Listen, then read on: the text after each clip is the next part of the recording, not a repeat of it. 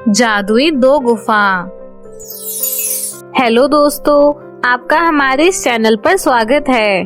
कहानी को शुरू करने से पहले हमारे चैनल को सब्सक्राइब कर लें और हाँ, बेल आइकन दबाना ना भूलें।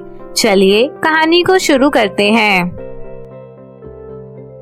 एक बार की बात है, एक चंद्रनगर गांव में सलोनी नाम की लड़की रहती थी। उसके पिता नीरज एक किसान थे जो खेती बाड़ी करके अपना गुजारा चलाया करते थे।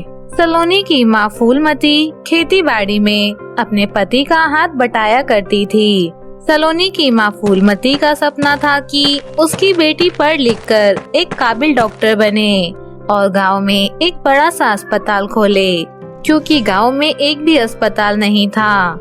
गांव वालों को इलाज के लिए 10 किलोमीटर दूर गांव से बाहर एक छोटा सा अस्पताल था। लोगों को वहां जाकर अपना इलाज कराना पड़ता था।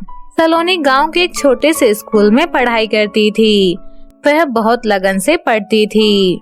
एक दिन उसके पिता और माँ खेत में फसल काट रहे थे कि तभी एक सांप उसके पिता के पैर में काट लेता है।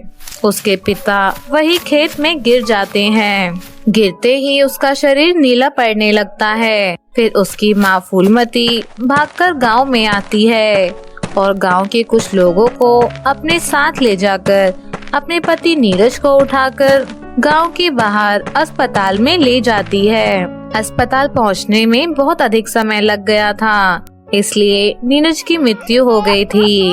फिर सलोनी और फूलमती मिलकर नीरज का अंतिम संस्कार कर देते हैं। एक दिन सलोनी अपनी माँ से कहती है, माँ, पिताजी के गुजर जाने के बाद अब घर का खर्चा चलाना मुश्किल हो रहा है, इसलिए मैं सोच रही हूँ क्यों ना मैं भी आपके साथ मिलकर खेत में काम करूँ।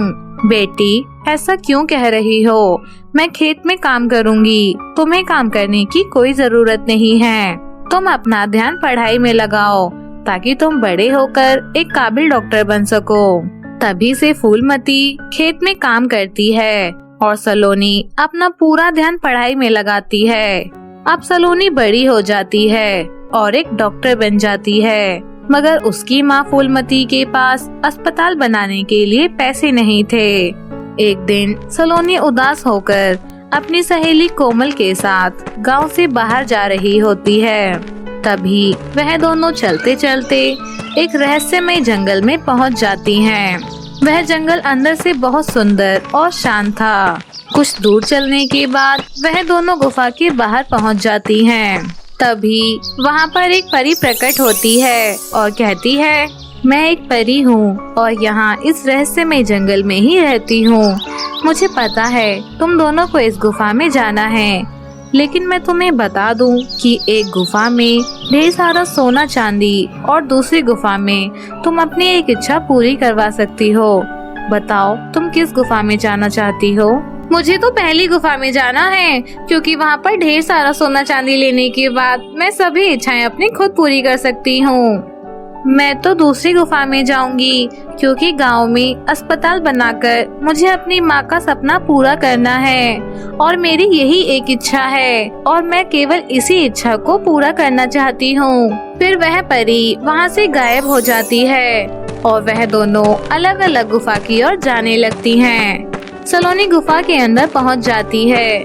फिर गुफा सलोनी से कहता है, मैं एक जादुई गुफा हूँ और मैं सब जानता हूँ कि तुम्हें अपने गांव में एक बड़ा सा अस्पताल बनाना है। उसके लिए तुम्हारे पास पैसे नहीं है, इसलिए मैं तुम्हारी मदद करना चाहता हूँ। यह लो, यह ढेर सारे सोना चांदी है। सोना चांदी को बेचकर तुम ढेर सारे पैसे कमा सकती हो और गांव में एक बड़ा सा अस्पताल बना सकती हो। आपका बहुत बहुत धन्यवाद गुफा जी, आपने मेरी बहुत बड़ी मदद की है। अब हमारे गांव में लोगों के इलाज के लिए उन्हें गांव से बाहर नहीं जाना होगा और आसपास के गांव वालों को भी हम मुफ्त में इलाज देंगे। वहीं दूसरी ओर कोमल दूसरी गुफा में चली जाती है और अंदर जाके देखती है कि उस गुफा में ढेर सारा सोना चांदी पड़ा हुआ है, मगर उस सोने चांदी के ऊपर एक बहुत खतरनाक और विषैला सांप उसके ऊपर बैठा हुआ है। कोमल सांप को देखकर बहुत डर जाती है और सोना उठाने की उसकी हिम्मत नहीं होती। फिर वह चुपचाप गुफा से बाहर आ जाती है। वह दोनों सहेली एक साथ गांव में चली आती हैं। सलोनी और कोमल वहां से गांव के लिए चलने लगती हैं। गांव पहुंच जाने के बाद सलोनी गांव में एक बहुत बड़ा अस्पताल बनवाती है और सभी गांव वालों का मुफ्त में इलाज करती है। तो मेरे प्यारे दोस्तों, कैसी लगी आपको हमारी यह कहानी? हमें कमेंट करके जरूर बताएं और ऐसी मजेदार कहानी देखने के लिए हमारे चैनल को सब्सक्राइब करें। तो मैं फिर मिलूंगी आपसे ऐसी ही एक मजेदार कहानी के साथ। तब तक के लिए बाय बाय दोस्तों।